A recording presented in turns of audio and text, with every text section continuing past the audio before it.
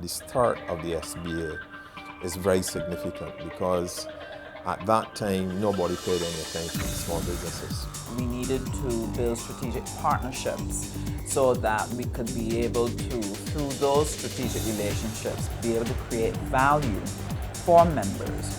And so these were the main things that we started with. We've been able to embrace and harness the ideas from our members and from our staff as to where can we take the organization, where would they like to see the organization go.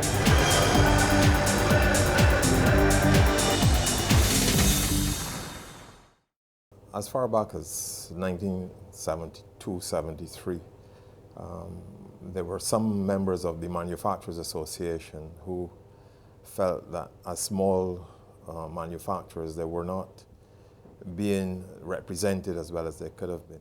These people were mainly people like Trevor Clark and Gary Husbands at the time, Mohammed Nasser now, Evans Ford, Alvin Thorpe. And as a result of agitating quite a lot in the Barbados Manufacturers Association, the association attempted to do something for them and mounted an exhibition, a kind of smallish exhibition. So it was after that exhibition that a group of us got together and felt that we needed a body that will represent the small business sector in Barbados.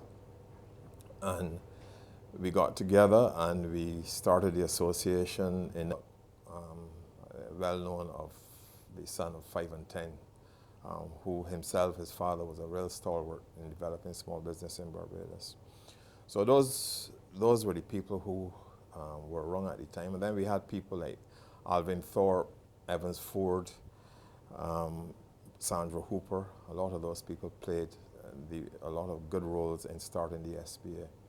My view of the SBA was that it had moved through a number of phases. It had a foundation stage. It had a building stage that it needed to achieve, where it needed a number of things. I felt very strongly that one of the issues with the Small Business Association was that it was not taken as a serious national organization at that time, because it would have been in its infancy and struggling with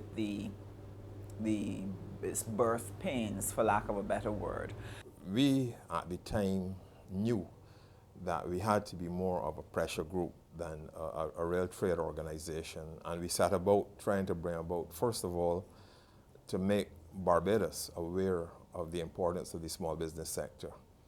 I don't think people realized at the time the sort of contribution that small businesses made to the economy of Barbados.